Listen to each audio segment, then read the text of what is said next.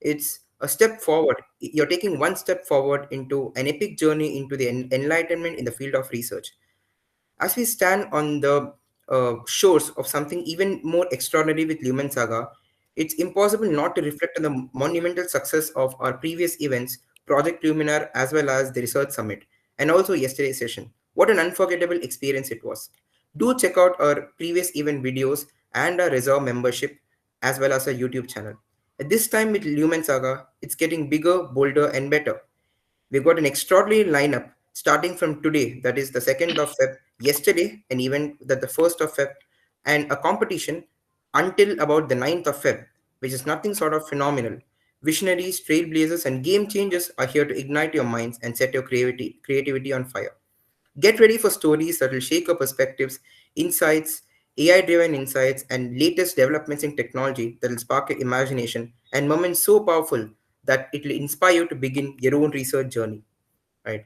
As we proceed for today's event, it's my absolute pleasure to introduce our esteemed guest, Dr. Harsh Anand. Uh,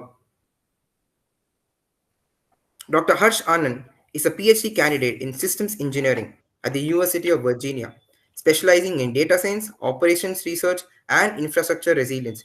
He also holds an MS in data science and analytics at the Penn State University.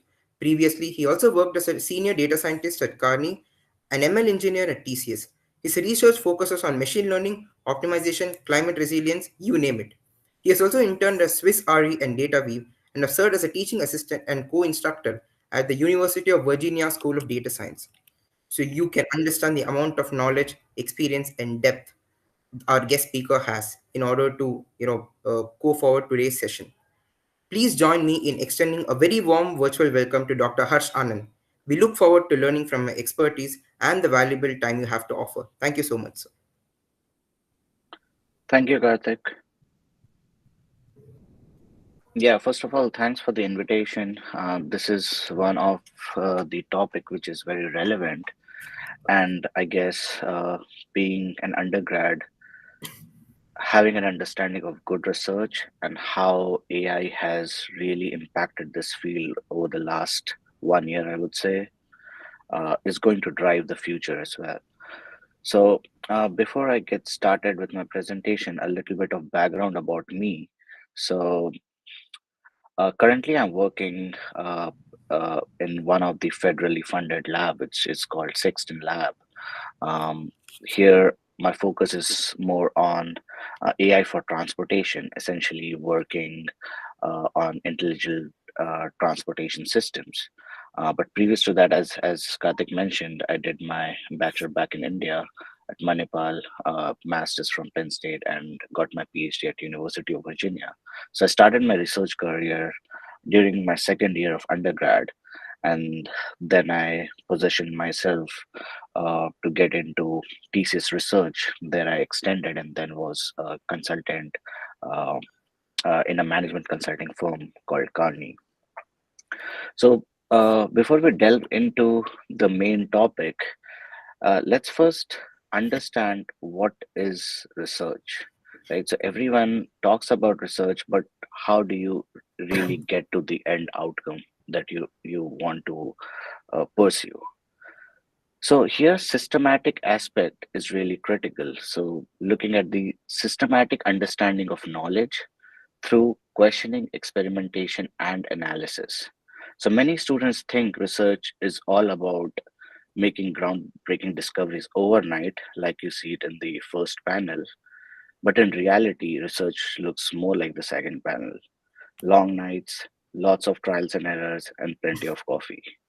So to reach to the end goal, you definitely have to be very curious. So it starts with curiosity, asking questions that no one has answered before. It also requires patience because setbacks and failures are part of the process of doing any research. Other than that, it's not just about generating knowledge. Basically, you can read plenty of books, you can understand everything, but where you are going to really make an impact is by solving real world problems, whether you choose to be in the sciences or in any kind of engineering field or social sciences as well as humanities. So so what I want to say here is, where you are creating impact does not matter, but how and what kind of challenging problem you're trying to solve really matters. So each small step in research contributes to a much larger understanding.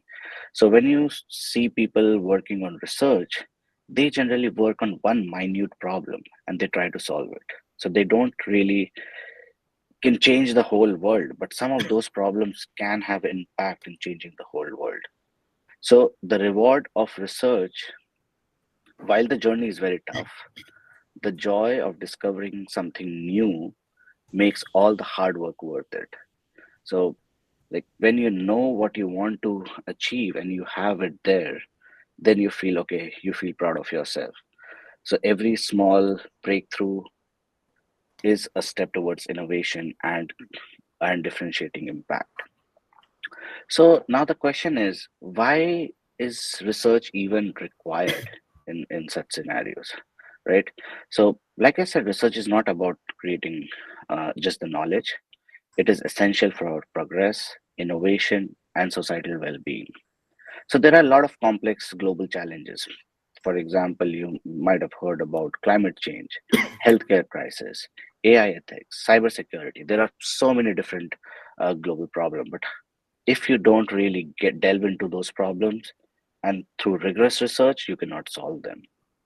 There are different policies that are coming up. Uh, at the government level, or there are organizations who are working with the government to come up with those policy needs. So that also requires high quality research, which is mostly evidence based policy making, or it could be some kind of regulatory framework. But to reach there, you need to have a good background of of previous knowledge, as well as to see what is the problem and where you would like to create an impact. Other than that, there are a lot of technological advancements happening. AI is one of those, biotech, engineering, in general, all of the processes which requires well validated research. Uh, this could be all from the ethical standpoint, from sustainable development standpoint, but all of these could have a high impact. Other than that, there are multiple others. For example, economic and industrial growth, misinformation and trust issues, like you see in social media. How would you categorize fake news, bias studies? But to get to there, you need to really do a scientific study of such kind of scenarios. And health and well-being, for example, when COVID happened, how would you improve such kind of treatment strategies, patient care? Then there are scientific academic progresses. What you see is research papers. Some of those research papers cannot directly create an impact, but multiple together can definitely create a huge impact. So it could be more for refining some kind of theories or for coming up with new methodologies. All of those are part of research, and that's how it is going to impact the overall uh, community. Then there are other aspects as well, for example, for collaborations, interdisciplinary collaborations, for funding agencies to understand where government should put in fund, basically to align more from the strategic priorities. Then there are ethical and social responsibility kind of area where it demands high ethical, inclusive, and solution driven research. So now that we know where research can be impacted, now the question is, what is good research? Like everyone talks about research, but how would you quantify this good? So when I talk to master students or even PhD students now, um, I ask them like these five simple questions, right? Did you discover something new which was not already existing? Can others trust your methods? Whatever you used, can it be trustable? And will the problem that you're solving at this point matter in next 5 years? Then it comes to, can someone replicate your solution, whatever you have done? And then the last part is more on the ethics side. Did you do this right, or did you just make it up, right? So originality is where your novel ideas come into picture. What questions you are asking, what kind of solutions you are proposing. So all of those comes in the originality bucket. Then rigor is more on the method side, like what kind of methods you are using. Are those methods really related, or is it the right method to use to solve that problem? Can your method be replicated? Let's say if I am working on something and I give the same thing to the other person, can they get to the same result what I got? And is it already validated in some manner or the other? Other than that, the problem, there are thousands of problems out there, right? But now it depends on you to understand whether that problem is real, a priority or not. So majority of the research which is done at academy, like in institution, they are usually funded by one or the other sources, right? So those sources who fund, they are already understand the priority of, at least at the high level. But let's say if you want to do research all by yourself, you're not being funded, but you would like to get into it. So you need to understand what I'm working on. Will it be relevant for other people? Will someone really read this work? So that you are not wasting your time, efforts, resources, all of those things, right? And then once you have it, you need to have clear transparency. So these days, most of the journals, they ask you to uh, um, either host your code online to make it open source, and clearly document what are the processes, so that if someone wants to replicate your work, it's easier for them. But there are other constraints. For example, um, data availability. So some of the data cannot be published outside. So those are, but the methods which are mostly open source can be um, sent out. So that clear documentation aspect, which is more like writing journal papers or just white paper reports, so that's really important. And how are you communicating it? It could be through presentations, it could be through publications. So all of those really matter. So end of the day, like when you're doing a good research, these five aspects play really critical role. But when would you categorize like a good research to be real good? Because there are so many challenges out there, right? So for example, the challenge of incremental versus groundbreaking research. So originality isn't just about being first, it's about being different. So there is a pressure of publishing work versus high risk, high reward work. So sometimes novelty for is just for the novelty's sake, like you're not really looking at the practical aspect of it. So these are some of the critical factors that can limit your research to being good research. Other than that, there are resource constraints, like I said, timing, funding, equipment. There are those constraints. Other than that, a lot of people, they are manipulating this data, which is unethical. So but you need to understand the work, at, at least at your end, you need to start understanding how to categorize those kind of work.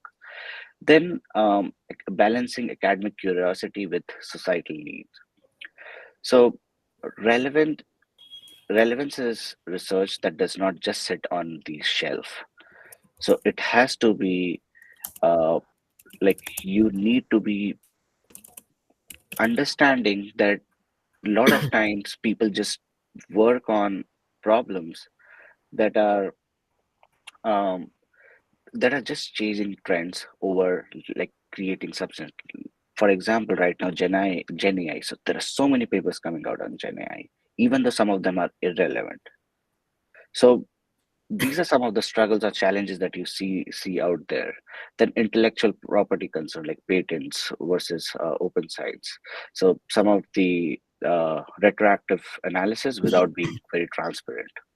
Then other aspect is the AI biases, for example, bias in algorithm, deepfake misuse. So here you are showing ethics to be part of your um, uh, research. However, you are not really complying or being genuine about it. And there are more to this, but these are some of the high level that I can think of. But here the key takeaway is that being transparent is the antidote to distrust. So whatever you're working on, be very transparent. Don't really uh, take any shortcuts, even if it is taking a little longer. Go for it. But what matters is the impactful work and the originality of the work that you're putting in. And over the last couple of years, I would say, like in the last 2 years, there has been a lot of moment, uh, or at least inclusion of AI in the scientific community. Here in the y-axis, you see the output categories. Basically, data is the basic raw information, organized but not interpreted. The knowledge here means processed, any kind of contextual data, such as could be offering any kind of insights. Wisdom is mostly to understand deep understanding, like a human would do, enabling judgment and decision making. Then on the x-axis, machine intelligence is mostly based on logical, rule-based automation of tasks. Uh, Sentience is awareness and understanding of context. Sapience is more like human, like reasoning and wisdom. So overall, if you see, data has made really high progress. Uh, AI really excels in collecting, organizing, and processing large volume of data. Knowledge is moderate progress. AI has made significant strides in providing contextual insights as well as recommendations. This could be more from predictive analytics side, decision support side.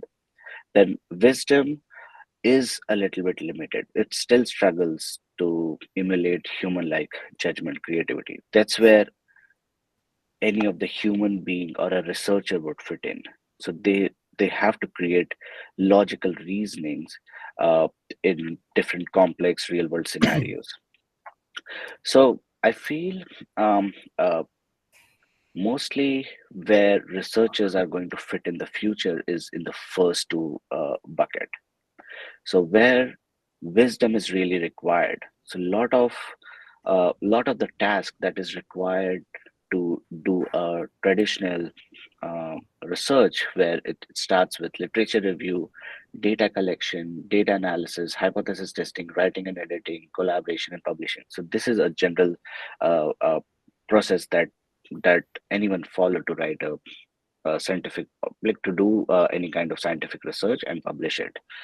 But here I feel that AI is not going to replace the researchers, but AI is actually helping enhance efficiency, reduction in repetitive tasks, and also allows us to focus more on the innovation and critical thinking. So traditionally, like when I started my PhD, that time ChatGPT was not there, neither any of the AI like AI tools were there. So literature review was more like manually searching, reading, and summarizing the papers.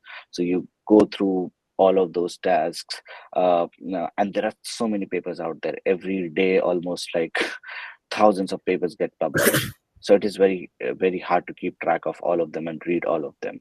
So you the first challenge is to find the best out of those papers, and then the next challenge is to read all of those papers in detail, and at least to see whether you want to read it completely or not. Then there are different uh, data collection through experiments, like surveys. So then you do data analysis, where you have to write all of the codes from scratch. You run hypothesis or any kind of testing or development. Then the time is spent a lot on writing. like you have everything in your mind, and you have to write it in a proper professional English language, which is publication ready. Then there are other way, like during this whole process you collaborate with multiple different professors, students, or agencies. And then usually there's a long publication time. So this is the traditional route. Now AI has actually solved a lot of the a lot of this aspect. So there are tools which can help you summarize some of these papers. So at least you know at a high level what that paper is all about, and you can keep that in your mind or keep track of that somewhere, right? Uh, let's say if I have to create any kind of visualization like graphs for me, I don't really have to write the code from scratch. What I can do is I can leverage the AI tools. For example, ChatGPT can say, "Can you help me visualize this data in a XYZ format?" It can give you a code. You can make tweaks. But now here you need to understand AI is there to support you. It is not really like you are not asking Chat GPT, Gemini, or any Copilot to really solve the problem. But what you're asking is just something that you would need and you would manually do at your end. Can you help me do that? Right? So there is no intellectual aspect to it. If you're using it for intellectual aspect at this point, it is really wrong. So try to see how you can efficiently use some of the time or some of the efforts that you spend mostly doing things manually. Okay, so there are ways how you can automate the process. There are so many agents out there that can be leveraged. So here I would like to emphasize the writing aspect. Now, because of the AI tools, writing has become so much easier. You can think in any language you would like to think in. Just put it in there, s- like put in all the content that you're thinking, and at least you can get help from these softwares to how you can put it in a scientific professional format. So again, you need to understand you're not asking the software to generate ideas or knowledge for you or to generate content for you. What you're doing is you're giving the content, just putting it in a right manner is where it can be very useful. There are uh, there are questions about uh, uh, like how the softwares, like how you should be using some of the knowledge that the software gives. Some of them are relevant and because it is giving from one of the learnings, but really can you use it or can you code that in your research or not? There are papers that are out there and they have been flagged by journals saying that the content are not very relevant, or actually it is not the original content of the researchers.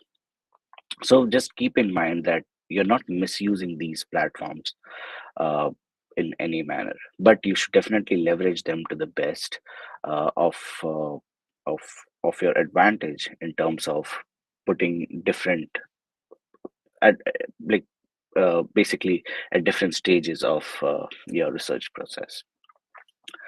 So this is one of the studies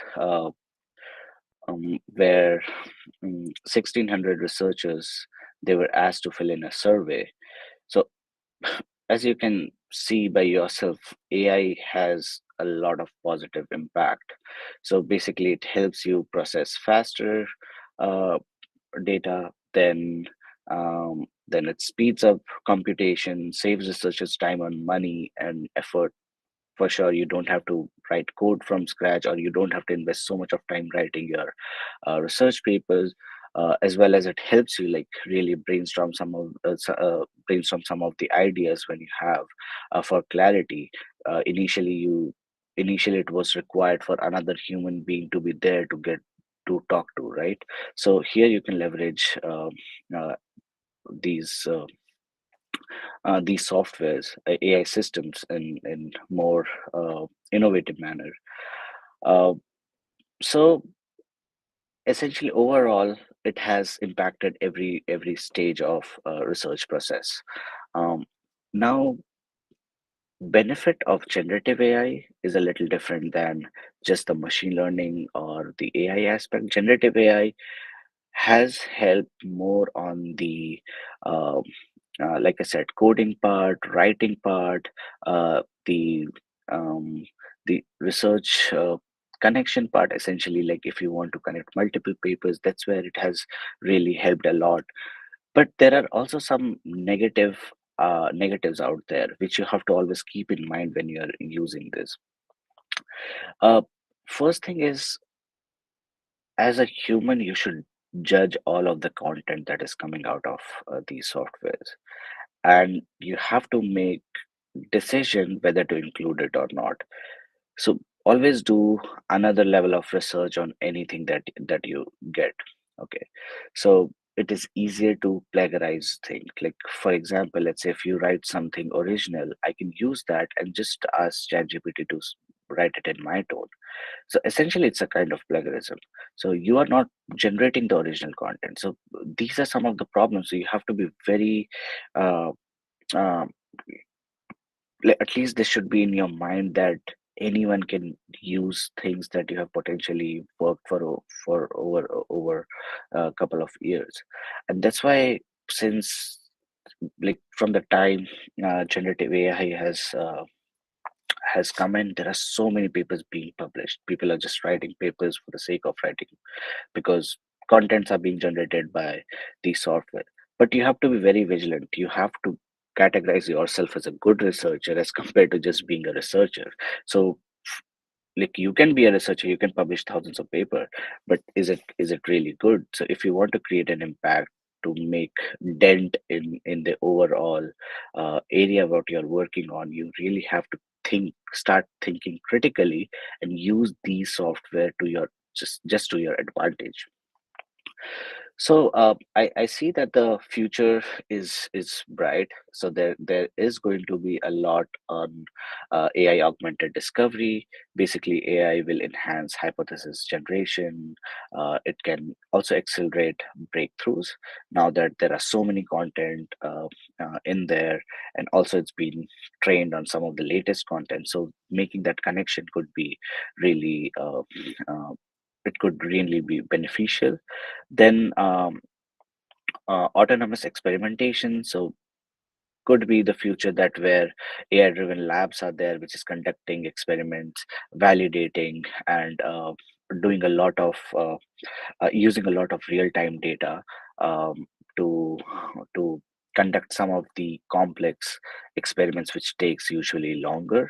Other than that, it is also going to enhance data interpretation. For example, complex data set, uh, uh, like using complex data set, and also discovering some of the hidden patterns. Cross-disciplinary research, it is more around how to facilitate collaboration across scientific domains, and also it's going to help in transparency, reproducibility, as well as fairness in different studies. But there are also risks, like I mentioned, like over reliance on AI may reduce your critical thinking and human insight. So that's why don't rely overly on these, at least when it comes to using your brain in terms of thinking about problem, thinking about emotions, all of those things. Other than that, there are bias and ethical concerns, which is a huge field of research where people are working into understanding the inherent bias that comes from data, which could lead to some of the misleading conclusions. Other than that, like because some of these AI models are black box models, so it might be difficult to verify research findings. So, which is more in terms of not just explainability and interpretability, but also in terms of what model is creating different level of impact. So that is kind of hidden, and it could be a challenge when you go for reproducing those results. uh, then risk of unauthorized data access. uh, there are sensitive information, so uh, it could be a big problem. Then because there are a lot of proprietary AI models coming up, and if you are using those, you'll be overly dependent on these commercial AI tools. That could be another level of problem, because everyone, at least in this domain, they are trying to come up with so many different models, so many different use cases. So I would say, like, keep your mind open in terms of using any of these AI tools, and like use the best judgment, like in terms of what works best for you. A lot of times, a lot of time, for one of the problem, ChatGPT is better. For the other, could be Gemini better. But you have to uh, make judgment there. Other than that, well, because all of the regulatory and compliance policies are different um, across countries, across states, so the AI governance and research could be one of the problem. Other than that, job displacements, like you must have heard, AI automation may reduce demand of certain research positions. For example, a lot of people, uh, at least if you don't have a English background, they used to hire um, writers so that they can write uh, for them. But now you don't really need that. You can work in your own language and then write it in English or in any other language you would like to. So, what is there for you? I would say AI is not going to replace you, but someone using AI might. So, be very vigilant there in terms of using. Be curious. Like, don't just rely on something, but use your brain uh, in solving problems, and let AI just assist you in solving those problems rather than AI doing all of your build coming up with all of your solutions, and you literally just putting them in a research paper. Um, think critically, not blindly. Make sure that all of the decisions that you're making is going to impact, like is going to bring some impact in the community. uh, Adapt and evolve. So many things are changing. I'm pretty sure when you started your bachelor and to the time at this point, you might have seen so many changes coming in just in like last 1 or 2 weeks. DeepSeek is there, which is like beating another uh, which is beating Nvidia's model or OpenAI model.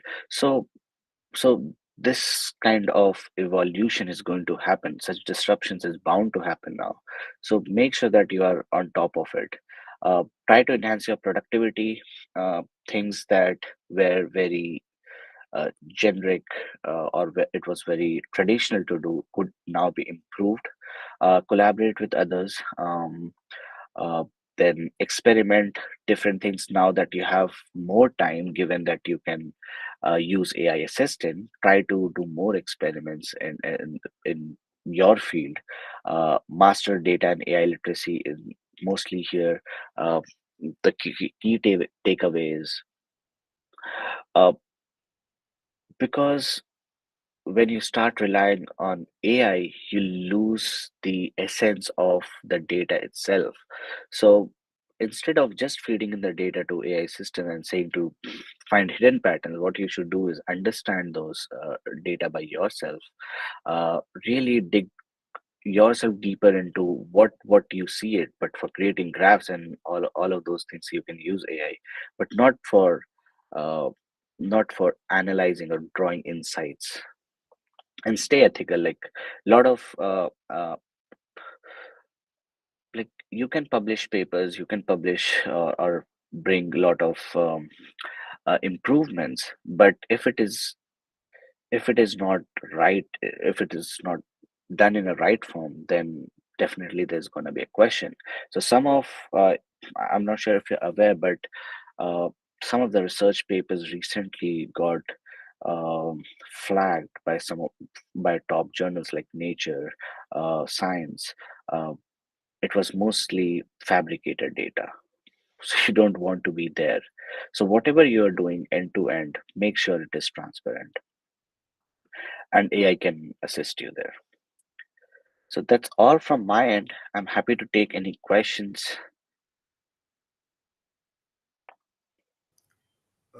Yes, sir. Thank you so much. That was wonderful.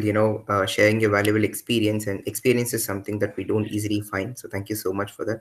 One of the major questions and talking points of today's session was, of course, the use of AI. And one of the questions that was asked in the chat box and which was interesting was, how do we, as an independent publisher, write research papers and publish them apart from, if we have a guide, obviously that would be of great help. As you said, you began your research journey from your undergrad when you were in the second year, but something that really interests a lot of people here is because they belong from a background where it's more of an online degree. Of course, you can get in touch with professors, but this is something that was coming up. So So, I believe your question is how can students publish their work, independent research work? Is that right? it is. Yes, sir. Actually, he meant to say that if I am a student, I just want to publish my research. How can I Mm-hmm. just do it without the support of without Okay. taking it from any organization like institution or like other professors? Can someone do in independent research? Yeah. So that is definitely possible. There are some of the journals that uh, they don't charge you to for publication, and if you can get your work there, then it won't be like you can literally publish it for free. But there are journals to make it open source, they charge you, and that's where the money comes into picture. And most of the independent work, uh, uh, I feel it can be published, but sometimes it is also challenging uh, because few journals they take longer, few takes like it could be a quick turnaround. um, but I would suggest to start looking into all the free journals. Start there when it comes to publication. uh, and I feel it is very much possible. If it is not possible to find any of those journals, then definitely you can collaborate with your professor to see if he has funding or she has funding to help you publish those work. And one another uh, one another way is to reach out to the editor in chief of those journals, saying stating that you would like to publish but you don't have finance to put forward. So I've seen some of the editor in chief they consider those kind of requests if your work is high impacting.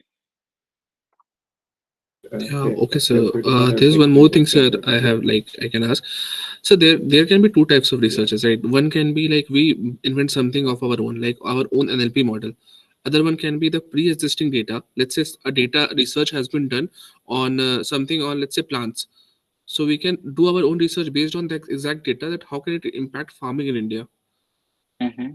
So, what is your opinion on those types of research? Are they something that should focus on, or they should just try to like give a completely new conclusion after research?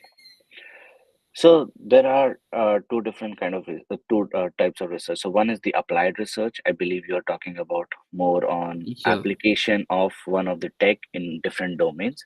The yes. other research is more technological innovation, where you are Mm, creating different models, NLP models, or large language mm, models, mm, and changing it. So both of these research are high impacting. mm, Like if let's say if I talk about applied research and you're talking about farming in India, mm, so if your work really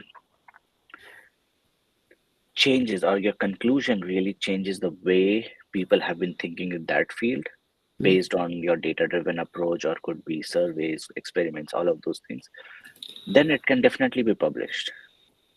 Okay. So it's not it's not like you have to come up with a new model to publish it, but Okay. using any existing knowledge, and but you have to really quantify the methods that you're using. Is it the Mm. right method for that problem? And if you have everything in place, then it is considered as a good work. Yeah. And so recently, like just a session before, a lot of students were thinking how much like reviewing a research paper plays a role when we come to publish our own research. So how much role does it play? Shows. Uh, so reviewing research paper generally, I believe generally the journals they trust you once you have your work in that journal. Okay, Okay. so Yeah. all the invitations I get are mostly from the journals where I have publications. Sometimes your professor can invite you as a reviewer, or like anyone part of the publication process, they can invite you. So you can do that. Or else there are also ways where you can like mark yourself as a volunteer Hmm. for those for the journals. But I don't think there is a relationship between um, reviewing papers and publishing, because reviewing is totally different. Yeah. Like if you're reviewing for, let's say, um, like ICML, that Yeah. does not mean your paper will be accepted in ICML. Or if you are, Yeah. yeah, so I don't think there's a direct relation. But definitely if you publish, there's a high chance you can get invitation from some of the top journals to be the reviewer. Yeah. And so one very silly question I would say from a student of undergraduate, people were asking how much rewarding can a research be? How much rewarding? A research can be for the Yeah. undergraduate student. So, well, that's a very interesting question. So I have to give you different perspective. Let's say if you want to do masters or you want to do PhD in the future, it is definitely going to count. Other than that, if you want to be in the industry but in the research domain, it is definitely going to count. Outside of that, if you are driven by research mindset, then it is going to help you build that mindset in the future when you are in any of the position, either masters or PhD or industry, right? So at least I would suggest everyone to do research during their undergrad, because you get to know the flavor of it, whether you like it or you don't like it. Okay, so sometimes I get uh, like I talk to master students and then they say they they haven't done any research during their undergrad, but during masters they go for master of science where you have to do research, basically a thesis, and then they feel that whether they really like doing research or not. But I would say you have time, spend some during your bachelor to explore that option, so that in the future you know what you want to do.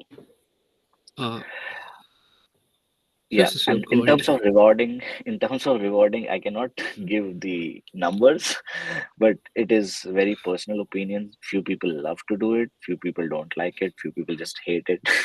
So yeah. I, I hope so. People over here are someone who adore research, I would say. So we have a question coming in the chat box. It's a protocol for reconciling conflicting citation styles across disciplines in interdisciplinary papers. How can we avoid this rejection? How can you avoid desk rejection Yes, in sir. terms of citation format? Yes, sir. Conflicting citation styles across Okay, disciplines. so I'm not sure how where do you all write your papers, but I would suggest you to use Overleaf.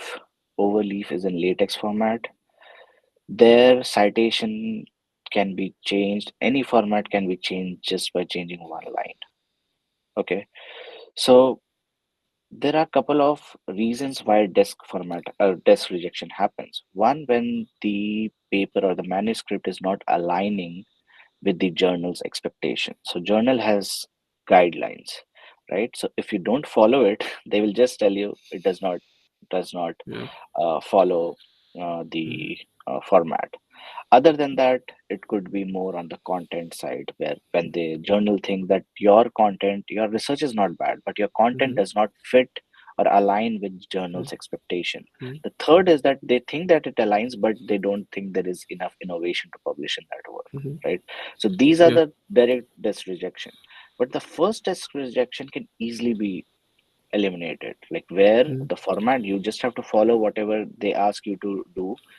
mhm, uh, for citation style, go for overleaf, follow, mhm. and generally you will find a template from the journals, and they tell you what is the citation format they accept. And Okay. just cite, use that for citation. Mm. Okay, sir. That is a great answer. And Karthik, do we have any other questions from the students? From the students and from a general perspective, yes, we have one more question. Yeah, yeah, please go Uh, ahead. so yes. So as in, what are the top misconceptions about AI research you've observed among students? So AI or generative AI in general is something that's been emerging over the last, I think, mostly it's been post-COVID. So what are some of the misconceptions that found among students? Number one, and how do you maintain creativity and innovation in research, despite, as you said, AI being a top flag bearer in this case? Okay, so misconception, I would say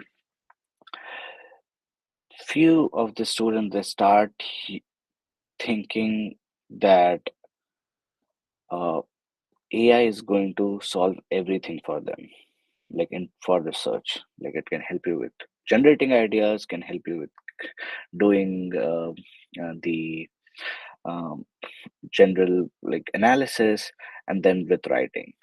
Well, it can help you, no doubt, but it cannot help you with thinking through the problem.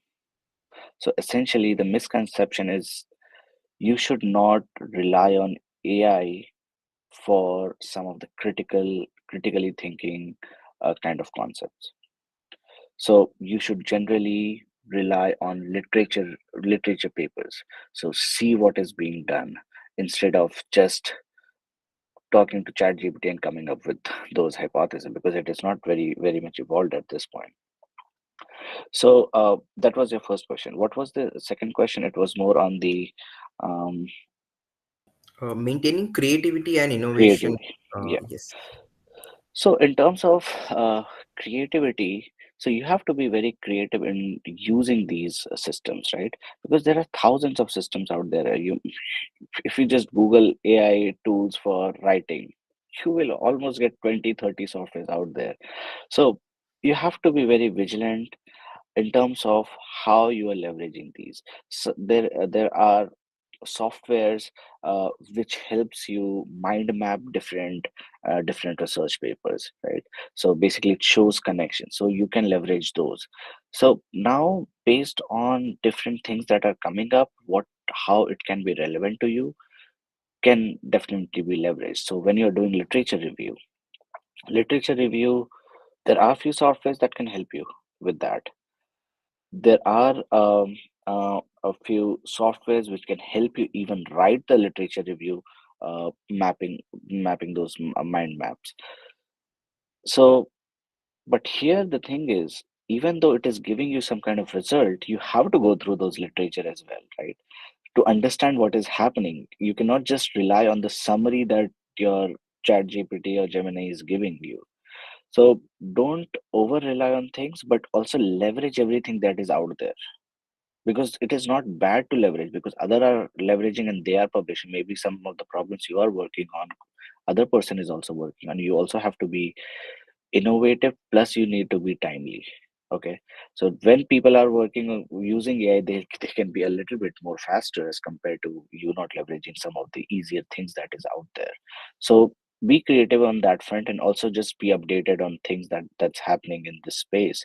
There are a lot of seminars, webinars, where people talk about what tools they are using for different phases of their research.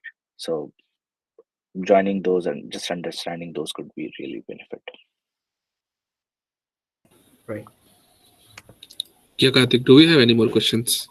Yes, I have just one final question, and this is my favorite part of every session and with every guest speaker. Because with every guest speaker, each of them will have a unique experience, a unique personal experience of their own, And in your life, did something that inspire you to take up this path of research? And if yes, is there a strong story which you would like to tell the audience who are budding and aspiring researchers? You might just, change their career path today altogether. Mhm. Something that, yeah. So, I think for me, it was a little bit different. In my second year, um, I had a professor who was working mostly on information retrieval kind of problem, and data was just coming up then. So I talked to him, and he said that, okay, I'm working on this problem. Can you help me? I didn't know that I'm doing any kind of research stuff at that point.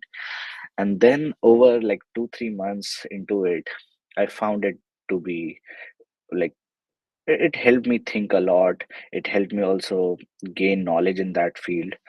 Uh, so so that's when my research journey started. Then I did an internship at IIT Guwahati, which was more on the image processing side, and I was working mostly with postdocs there, with professor and postdocs. So that was also a real eye opening for me.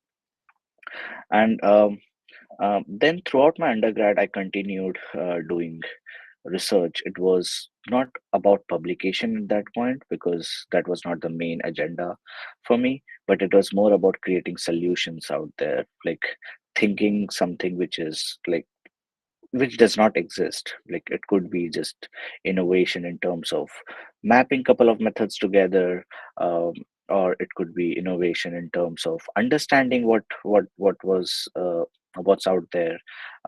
So that's how my journey started. But even for you all, I feel you can start small, and there are a lot of collaboration opportunity. Let me tell you that if you have a problem, if you know what you're trying to solve, like people would like to work with you. It's not that they would not like to work with you. So I would say if you have something, reach out to people. Let's say you want to publish any work and you have the results. People would say, no, no, please don't come to me. They like a lot of times when I have done something, I reach out to just a couple of faculty members who are experts in that field. And I ask them to, can you please give me your feedback on that? And they give me the feedback, and because they are the experts there, right? So they whatever feedback they give, that's the kind of feedback I'll be getting from reviewers as well, because they are also reviewing you as an expert. So now, based on how much the feedback is, you can ask for being them as a co-author, right?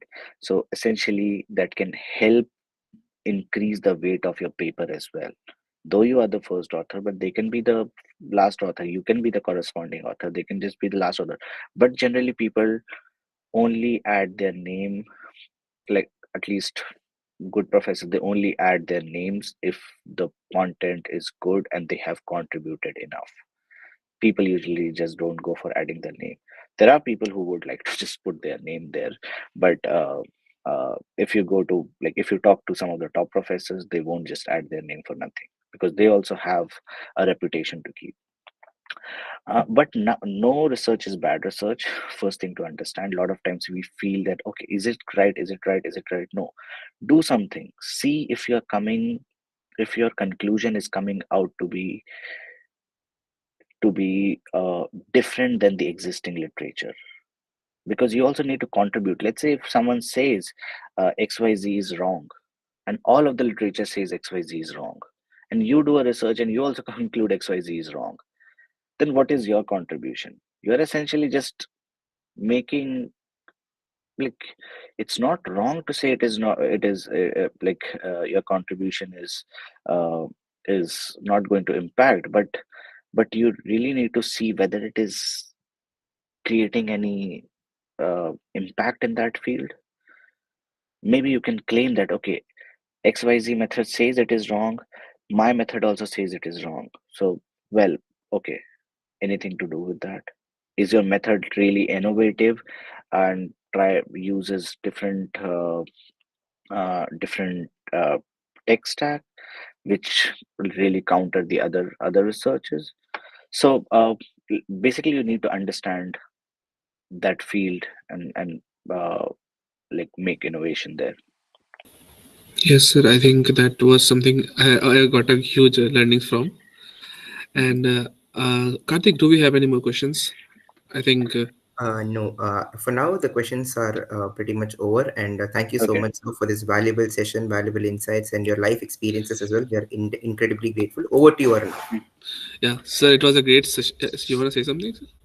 Yeah, just wanted to make a statement out there. Like, Yes, sure. in case you, any of you need help in terms of thinking through the problem, or just need uh, any kind of like mentoring help, just let me know. I can make myself available if any of your group is serious in Yeah. doing research, at least to guide you the initial process to see what you can do, where you can fit in well. So feel free to reach out, and we can see how best I can Yeah. help you there. Yeah, as I said, if any of you are like very much willing to be in research, have something innovative, and you are not knowing like where to get started, I would definitely not say that you should just contact sir to get started with research. More of like you have some plans what you want to do in research, and you don't know how to do it, then definitely we will help you to connect sir. And a better point of contact would be that you connect through us, because if we should directly send your mails to them, then you will mails will be flooded. So it's always better to be contacted through the society. That will beneficial to you all as well. Mhm. Karthik, do share Sal's LinkedIn ID after the session and in the RaSoR group itself. Okay. And yeah, I think all of you might have got a bit of upgrade, as every day is something upgrade. And this session was, I think, one of the best session that we have had in a while. So yeah, sir, thank you. Thanks a lot for like being with us. We are really willing to have you again in a like very short period as well. Thank you, everyone. Thanks. Yeah. Yeah, Bye. Thank you. Karthik, you Thank can you. just have a conclusion statement. And Yes. okay, so this was the second session by Lumen Saga of this is a society in collaboration with Kanha House. On to you, Karthik. Yes. Thank you so much. Thank you, guys. Thank you, everyone, for joining. But before joining, the fun does not stop here because Lumen Saga continues throughout the week. So, yesterday we had a session by Mr. Sabyasachi Mukhopadhyay on writing a good research paper. And today we had a session by Dr. Harsh Anand on the demands of good research and AI's role in research. But from the 3rd of February till the 7th of February, we have a research article competition, which is basically writing a short research article and submit it via the form given below in the chat box. Okay, so the competition will be on writing a research article in minimum of 300 to 500 words. I repeat, the minimum word limit is 300 to 500. There will be no such topic restriction. You can write it on any of your preferred domain, and this is absolutely open to all any of the BS students, regardless of professional or academic background. So the competition date will commence tomorrow from the 3rd of February to the 7th of February. Oh, and did I mention the top three winners will receive an Amazon gift voucher, and all of you guys would receive a certificate, and the top three winners would receive a certificate of achievement.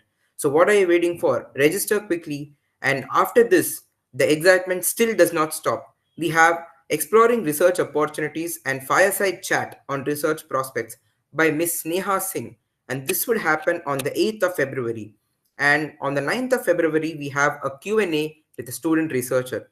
So right from the 1st of February till the 9th of February, we have events lined up for you each day, every day, so as to keep you engaged and diving into the world of research.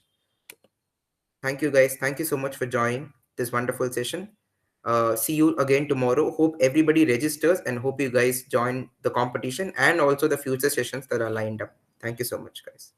And have a very good Sunday evening. Cheers.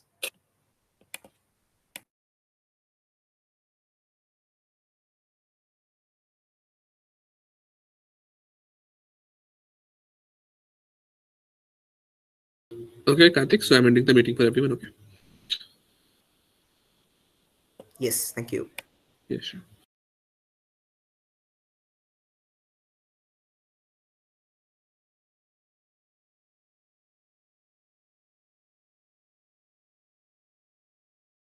Isha, I think you can end it for everyone. Just do it if you are getting the option.